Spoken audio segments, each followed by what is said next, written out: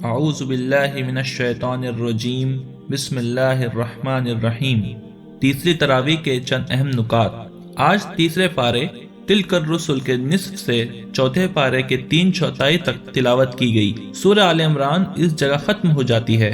کل کی تراویح کی آخری آیات میں نبی صلی اللہ علیہ وسلم سے کہلوایا گیا تھا کہ اے اہل کتاب اور دوسرے مذہب والو، میں اور میرے پیروکار تو صحیح اسلام کے قائل ہو چکے جو اللہ کا اصل دین ہے۔ اب تم بتاؤ کہ تم بھی اپنے اور اپنے پچھلوں کے اضافوں کو چھوڑ کر اسی اصل اور حقیقی دین کی طرف آتے ہو۔ ظاہر ہے کہ ہر دھرم لوگ کسی طرح بھی اپنا طریقہ نہیں چھوڑا کرتے، اس لیے فرمایا جو لوگ اللہ کی آیات کا انکار کرتے رہے، اس کے نبیوں کو قتل کرتے رہے، ان لوگوں کی جان کے بھی دشمن بن گئے جو لوگوں میں انصاف کی دعوت لے کر اٹھے، تو ایسے لوگوں کو دردناک عذاب کی خبر دے دو۔ یہ اپنی کرتوتوں پر دنیا میں کتنے ہی خوش ہوتے رہے، مگر حقیقت میں ان کے اعمال اور کوششیں سب دنیا اور آخرت میں برباد ہوں گی، اور اللہ کی پکڑ سے انہیں بچانے والا کوئی نہیں ہوگا۔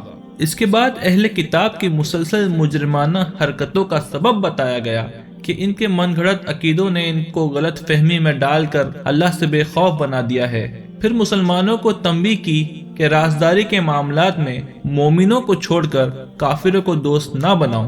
سب کے لیے اعلان کر دیا گیا کہ اے نبی صلی اللہ علیہ وسلم فرما دیجئے کہ اگر تم اللہ کو دوست رکھتے ہو تو میری پیروی کرو، اور اللہ بھی تمہیں دوست رکھے گا اور تمہارے گناہوں کو بخش دے گا۔ بس اللہ کی اطاعت کرو اور رسول صلی اللہ علیہ وسلم کی اطاعت کرو۔ اگر لوگ اس سے پھر جائے تو معلوم ہو کہ اللہ کافروں کو دوست نہیں رکھتا۔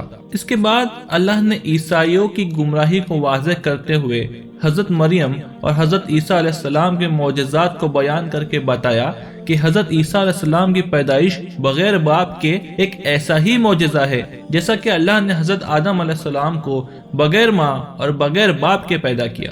اس دلیل سے معلوم ہوا کہ جب حضرت آدم علیہ السلام خدائی میں شریک نہیں تو حضرت مریم اور حضرت عیسیٰ علیہ السلام کو کیسے خدائی میں شریک کرتے ہو؟ اہل کتاب پر حجت تمام کرنے کے بعد پھر انہیں اس طرح اسلام کی دعوت دی کہ آؤ اس کلمے پر جمع ہو جائے جو ہم اور تم دونوں مانتے ہیں، اور وہ یہ ہے کہ اللہ کی توحید۔ اگر توحید کا انکار کرتے ہو تو گویا پچھلی کتابوں اور نبیوں کا بھی انکار کرتے ہو۔ پھر حضرت ابراہیم علیہ السلام کا حوالہ دیا کہ ان کو اپنی گمراہیوں میں کیوں شریک کرتے ہو؟ وہ تو نہ یہودی تھے نہ عیسائی، وہ تو بلکہ سچے اور یکسو مسلم تھے۔ توریت اور انجیل تو ان کے بعد آئی ہے۔ حضرت ابراہیم علیہ السلام سے صحیح نسبت کے حقدار محمد صلی اللہ علیہ وسلم اور ان کے پیروی کرنے والے ہیں، کیونکہ وہی ان کے دین کو لے کر اٹھے ہیں۔ یہودیوں کی بعض چالوں کا بھی ذکر کیا تاکہ مسلمان کی سازشوں سے ہوشیار رہے۔ ان میں سے ایک تو یہ ہے کہ کچھ لوگ پہلے تو اسلام قبول کر لیتے ہیں، پھر کچھ عرصے بعد اسلام اور مسلمانوں پر الزامات لگا کر اسلام سے نکل جاتے ہیں۔ ان کی پوری تاریخ اسی طرح کی چالوں سے بھری ہوئی ہے۔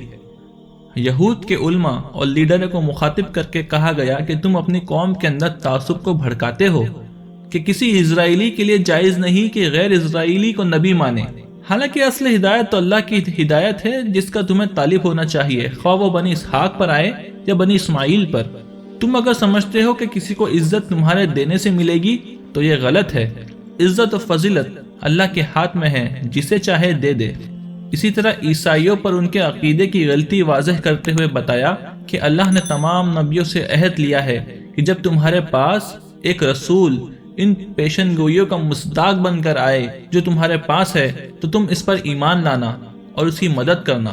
سورہ بقرہ کی طرح سورہ آل عمران میں بھی واضح کیا گیا ہے کہ اللہ کی وفاداری کا مقام محض جھوٹی رسم داری اور دکھاوے کی دینداری سے حاصل نہیں ہو سکتا۔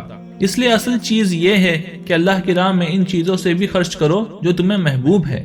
اہل کتاب کو ملامت کی گئی کہ سیدھا راستہ بتانے کے لیے تم اللہ کی طرف سے مقرر کیے گئے تھے۔ یہ کس قدر افسوس کا مقام ہے کہ تم اب اس سے لوگوں کو روکنے اور گمراہ کرنے کے لیے اپنی کوششیں صرف کر رہے ہو۔ بس اب تمہیں معزول کیا جاتا ہے اور یہ امانت امت محمدیہ کے سپرد کی جاتی ہے۔ ساتھ ہی امت محمدیہ کو بشارت دی گئی کہ اہل کتاب تمہاری مخالفت میں کتنا بھی زور لگا لے تمہارا کچھ نہ بگاڑ سکیں گے، بشرط یہ کہ تم صبر اور تقوی پر قائم رہو۔ جنگ احد میں مسلمانوں کو اپنی ہی غلطی سے جو تکلیف پہنچی، حالانکہ ان کی تعداد بدر کے مقابلے میں دگنی سے بھی زیادہ تھی، اس پر بے لاگ تبصرہ فرمایا اور بتایا گیا کہ منافقوں کے ساتھ چھوڑ جانے سے بعض لوگ دل برداشتہ ہو گئے، حالانکہ اصل بھروسہ اللہ پر کرنا چاہیے، جبکہ وہ پہلے بھی بدر میں تمہاری مدد کر چکا ہے، اور اللہ نے تو 300 منافقوں کے راستے میں سے کٹ کر چلے جانے پر 3000 فرشتوں سے مدد فرمائی۔ چنانچہ پہلے مسلمان کامیاب ہو گئے، مگر ان کے ایک دستے نے مال غنیمت کی لالچ میں نبی اکرم صلی اللہ علیہ وسلم کی حکم کی نافرمانی کی، جس کے سبب اللہ نے سبق سکھانے کے لیے فتح کو شکست میں بدل دیا۔ سود کی مذمت اللہ تعالیٰ نے اس طرح فرمائی کہ اے ایمان والو، بڑھتا چڑھتا سود نہ کھاؤ اور اللہ سے ڈرتے رہو۔ اس سے پہلے بھی اللہ کا فرمان ہے، جو لوگ سود کھاتے ہیں ان کا حال اس شخص کا سا ہوتا ہے جسے شیطان نے چھو کر باولا کر دیا ہو، اور اس حالت میں ان کے مبتلا ہونے کی وجہ سے وہ یہ کہتے ہیں تجارت بھی تو آخر سود ہی جیسی چیز ہے، حالانکہ اللہ نے تجارت کو حلال کیا اور سود کو حرام۔ لہذا جس شخص کو اس کے رب کی طرف سے یہ نصیحت پہنچے اور آئندہ کے لیے وہ سود خوری سے باز آ جائے تو جو کچھ وہ پہلے کھا چکا سو کھا چکا، اس کا معاملہ اللہ کے حوالے ہے، اور جو اس حکم کے بعد بھی پھر اسی حرکت کا اعادہ کرے وہ جہنمی ہے، جہاں وہ ہمیشہ رہے گا۔ اللہ کسی ناشکر بد عمل انسان کو پسند نہیں کرتا۔ ہاں، جو لوگ ایمان لے آئے اور نیک عمل کرے اور نماز قائم کرے اور زکوٰۃ دے، ان کا اجر بے شک ان کے رب کے پاس ہے، اور ان کے لیے کسی خوف و رنج کا موقع نہیں۔ اے لوگو جو ایمان لائے ہو، اللہ سے ڈرو، اور جو کچھ تمہارا سود لوگوں پر باقی رہ گیا ہے اسے چھوڑ دو، اگر واقعی میں تم مومن ہو۔ اگر تم نے ایسا نہ کیا تو آگاہ ہو جاؤ کہ اللہ اور اس کے رسول کی طرف سے تمہارے خلاف اعلان جنگ ہے۔ اب بھی توبہ کر لو اور سود چھوڑ دو تو اپنا اصل سرمایہ لینے کے تم حقدار ہو۔ نہ تم ظلم کرو اور نہ تم پہ ظلم کیا جائے۔ تمہارا قرض دار تنگ دست ہو تو ہاتھ کھلنے تک اسے مہلت دو، اور اگر تم معاف کر دو تو تمہارے لیے زیادہ بہتر ہے اگر تم سمجھو۔ ایک موقع پر سود کی سخت برائی کی اور اللہ کے راستے میں خرچ کرنے پر ابھارا۔ اے ایمان والو، اللہ کے راستے میں خرچ کرو اور اللہ کی بخشش اور اس کی جنت کے لیے ایک دوسرے سے بازی لے جانے کی کوشش کرو، جس کی وسعتیں آسمانوں و زمینوں سے بھی زیادہ ہے، اور جو ان لوگوں کے لیے تیار کی گئی ہے جو ہر حال میں اللہ کی راہ میں خرچ کرنے، غصے کو ضبط کرنے اور لوگوں سے درگزر کرنے والے ہیں۔ کسی حال میں پست ہمت نہ بنو اور نہ غم کرو، اگر تم سچے مومن بن گئے تو تم ہی غالب رہو گے۔ نبی اکرم صلی اللہ علیہ وسلم کی ایک اہم صفت یہ بتائی گئی جس کی اتباع امت کے تمام رہبروں کو کرنا چاہیے، کہ اللہ کا فضل ہے کہ نبی اکرم صلی اللہ علیہ وسلم لوگوں کے ساتھ نرمی سے پیش آنے والے ہیں۔ اگر سخت گیر ہوتے تو پھر یہ لوگ آپ کے گرد جمع نہیں ہو سکتے تھے۔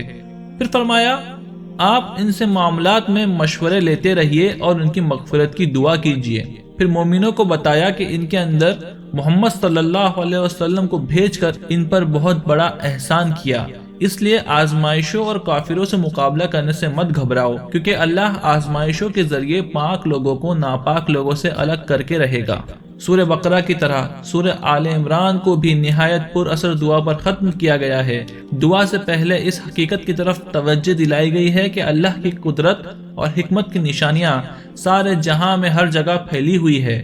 ضرورت اس بات کی ہے کہ آدمی آنکھیں کھولے، اللہ کی باتیں سننے کے لیے کان لگائے اور اس کی حکمتوں پر غور کرنے کے لیے دل و دماغ کا استعمال کرے۔ آخر میں مسلمانوں کو ہدایت فرمائی کہ 4 چیزیں ہیں جو تمہیں دنیا اور آخرت دونوں میں کامیاب کرائے گی، انہیں اختیار کرو۔